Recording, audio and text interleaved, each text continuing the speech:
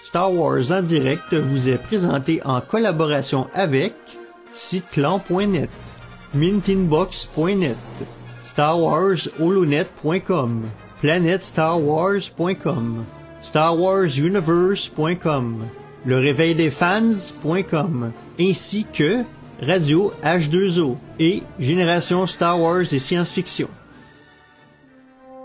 A long time ago, in a galaxy far, far away, there has been an awakening.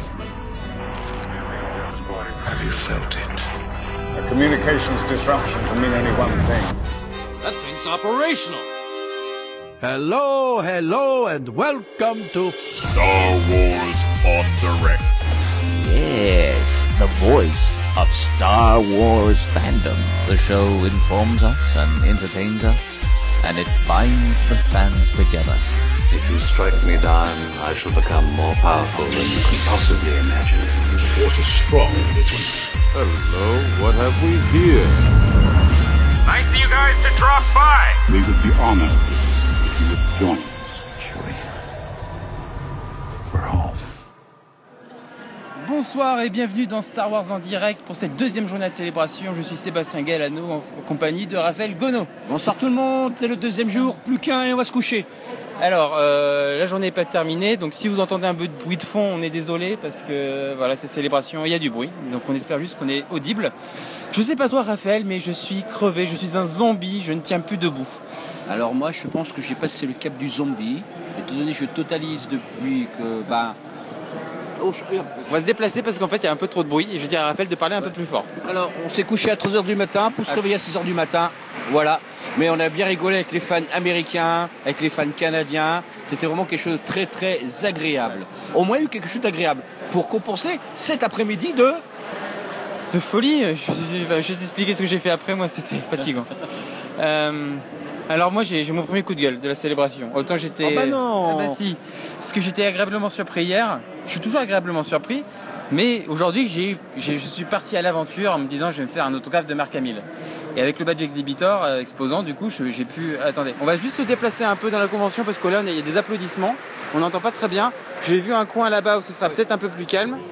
Mais alors, je vous explique je continue à vous dire ce que j'ai fait ce matin. Donc j'ai fait les autographes pour Mark Hamill. Et je suis arrivé le premier sur la file parce que j'avais un badge exhibitor, donc du coup je pouvais arriver. Non, c'était pas un coup de fil justement. J'étais déjà là avant que les fans entrent, donc du coup j'étais le premier fan normal entre guillemets à pouvoir accéder aux autographes. Donc j'ai eu mon ticket numéro 1. Sauf qu'après, une fois qu'on a le ticket numéro 1, il faut laisser la place dans la queue pour distribuer tous les tickets avec des numéros pour faire la queue. Là on attend encore 20 minutes de pouvoir rentrer dans la queue pour avoir son autographe. Et après, Mark Hamill devait arriver à 10h. Il est arrivé à 11h15, 1h15 de retard. Une fois qu'il est arrivé, devant moi, on a fait passer tous les passes Jedi Master, donc une cinquantaine de personnes, toutes les personnes handicapées avec les badges médicaux. Donc là, ça faisait environ 2 heures, j'en étais à 2 heures de queue déjà. Et pile poil quand ça arrive à mon tour, mais vraiment pile poil quand c'est de moi, c'est à moi de signer et tout. Hop, on arrête les sessions d'autographes. Il va faire les photoshoots et il revient dans une demi-heure. Une demi-heure plus tard, on apprend qu'en fait non, il va déjeuner, donc il revient encore dans 1 heure. Et du coup, j'ai attendu 1h30 qu'il revienne. Et là, on me dit, là, il est super pressé, maintenant il va pas prendre son temps avec les gens, faudra aller vite. Je fais, non, attendez, j'ai attendu 3 heures là, plus de 3 heures. Non seulement il va écrire Luke Skywalker, même si vous dites que non, parce que voilà, on a dit, soit il écrit votre nom et sa signature, soit que la signature. Et moi j'ai dit, je veux pas mon nom, mais je veux qu'il écrive Luke Skywalker. On m'a dit, non, il n'y a pas le temps. Je dis bah si, il prend autant de temps d'écrire mon prénom que Luke Skywalker, donc ça a rien changé. Donc il a fallu que je négocie ça déjà avec la personne qui l'accompagnait. Et bon après donc voilà, il est arrivé, c'était à mon tour, il m'a signé Luke Skywalker et il m'a dit ah bah c'était au cas où t'oublies qui je jouais. Il a fait la petite blague. Je lui ai donné des cartes que j'avais fait, il était très content. Après il les a rangées, je sais pas ce qu'il va en faire mais bon. Il y a eu un petit échange sympathique qui aurait pu durer quand même plus longtemps si on le pressait pas. Parce que juste avant moi, il a eu des gestes d'affection très bien. Avec, par exemple, il y avait un petit garçon qui avait une jambe dans le plâtre. En plus de la signature sur la photo, il a signé le plâtre. Et les gens de l'organisation à côté disaient ouais, mais là c'est bon, faut qu'on speed un peu. Alors que bah non, c'est bon, laissez-lui le temps de signer le plâtre pour un gosse. Le gosse, ça lui fait un super souvenir. Et Mark Hamill prenait beaucoup son temps avant sa pause, il prenait beaucoup de temps avec les fans, il en a pris un peu trop, et ce qui fait qu'après les personnes derrière étaient pénalisées. C'était serait un peu dommage. Donc niveau autographe, l'organisation pas top. Alors heureusement que les bénévoles communiquaient beaucoup, nous disaient là il est parti faire ci, là il est parti faire ça, parce que l'année dernière, Official Pix, on leur demandait où est-ce qu'est Mark Hamill, ils disaient on sait pas, et ils cherchaient pas à savoir où il était. Au moins là, même si Mark Hamill est pas très bien gérable dans son temps, au moins ils se renseignent et ils font l'effort. Donc voilà, je suis arrivé à 9h30, j'étais le premier, je suis sorti à 13h30. J'ai perdu ma matinée à faire l'autographe de Mark Hamill. Moi, j'ai fait le store. Alors, j'ai eu la chance de tricher la queue, comme tout le monde. T'es arrivé à l'avance, t'as pas fait la queue? Je suis arrivé à l'avance, c'est ce qu'il faut faire. Sauf que est arrivé à l'intérieur le Jedi, machin truc, 150 personnes dans le salon. Alors après, il faut attendre qu'ils sortent. Une fois sorti, je suis allé voir, c'était tout sold out. Parce qu'il faut savoir qu'ils produisent les produits à la demande, en fait. Ça veut dire qu'à tout moment, quand il n'y a plus de t-shirt, ils en réimpriment dans la soirée. Et c'était sold out. Et c'est un peu frustrant et désolant que moi je n'ai pas triché.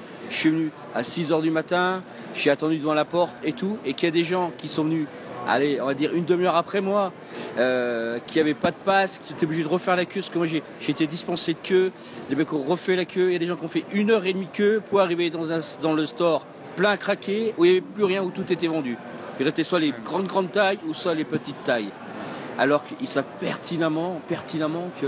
Mais voilà, j'ai du mal à comprendre dans la gestion des choses. Ouais. Mais bon, ça a été le côté désagréable. Après, le côté agréable, ouais.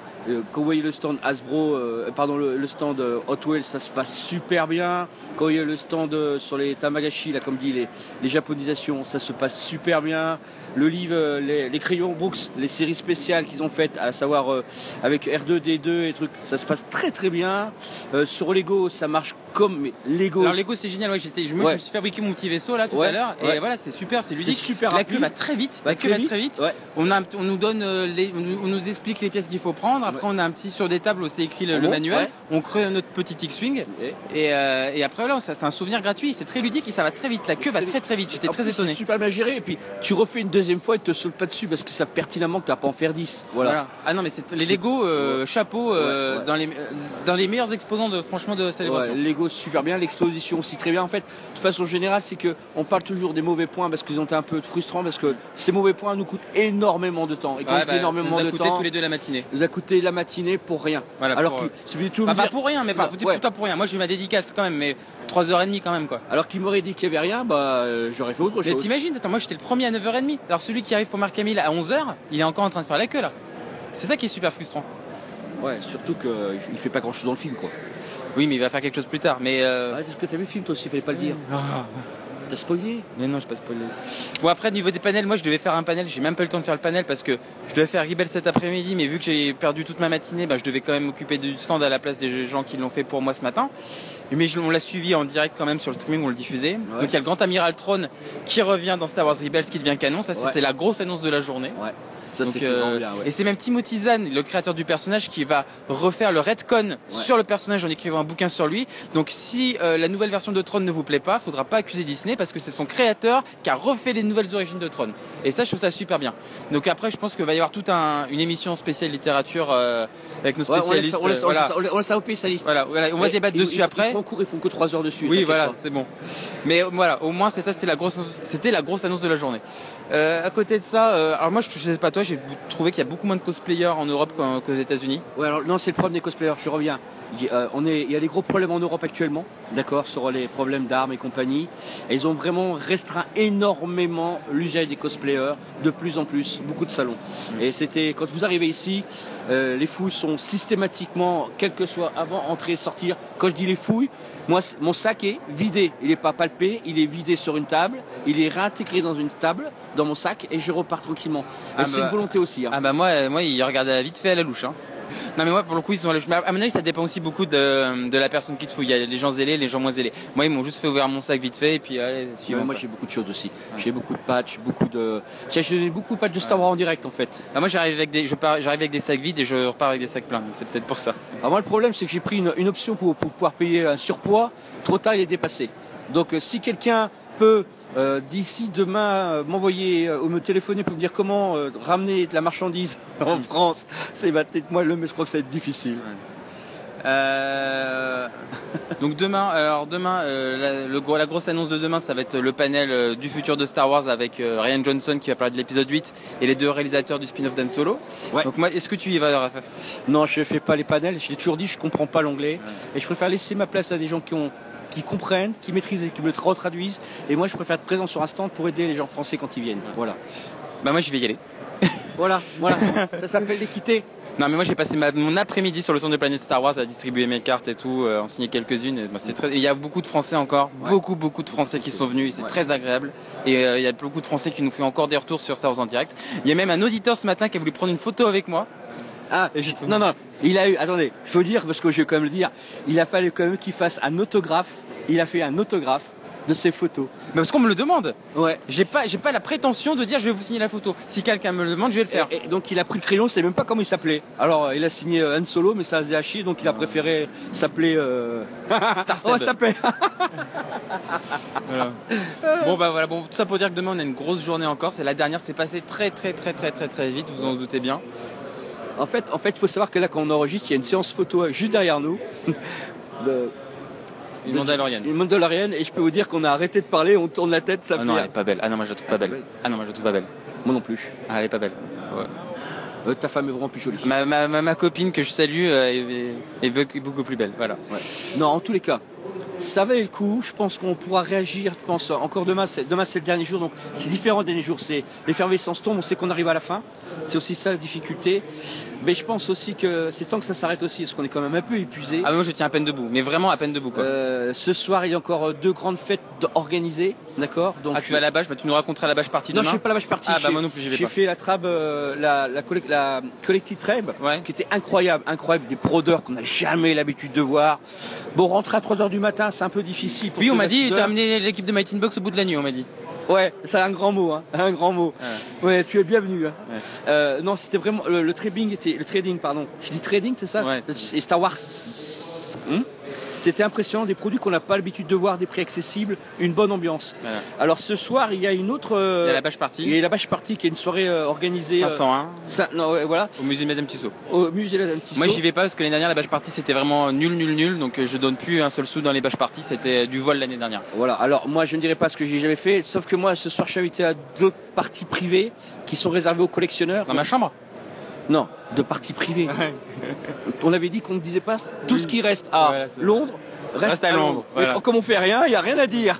On est épuisé. On est épuisé. Parce qu'on passe aussi une bonne partie sur nos stands à animer nos stands, à rencontrer les fans français, à discuter. Et c'est très bien, mais c'est fatigant. Alors je vais vous donner un scoop. Vous savez ce qui différencie les stands français des autres stands, c'est que nous on rigole tout le temps avec tout le monde. Et on distribue des choses. Alors que les autres stands, si vous pouvez. C'est vrai que là on a un stand anglais, Star Wars Underworld, qui font du très bon travail devant nous. Il n'y a aucun décor. Il y a juste 3 puff flyers. Rebelscom pareil. Et Rebelscom pareil. Rebelscom c'est une table avec des flyers. Alors que nous on distribue des artworks, des photos, des cartes, on fait de l'animation, il y a des cosplayers, on est à l'échange des gens, et ça fait pas du tout informel. Et on fait Star Wars en direct tous les soirs. Bah oui, voilà. Et je peux vous dire que demain on n'aura plus de voix. Ah, je peux vous dire, les stands français, ils en mettent grave la pression vis-à-vis des Américains. Ouais. Voilà. Bon, faut que moi j'y aille parce que j'ai d'autres obligations avec mon site. En tous les cas, merci encore à toute l'équipe, les gens que vous voyez jamais, mais vous vous contentez de ceux qui entendez. Qui a posté en vitesse l'émission d'hier et qui va refaire celle d'aujourd'hui. Je peux vous dire que les gens qui font leur travail derrière, vous imaginez pas le boulot qu'ils font. Et Raphaël, tu nous veux le dire avec mon petit prénom, mon petit nom, merci. Ouais. Nous on est que des paillettes, mais merci à tous ceux qui bossent derrière. Rien. Voilà. Et bien à demain pour une super journée. Ouais, demain. Allez, on va au café, on va boire un coup. Allez, Kenavo.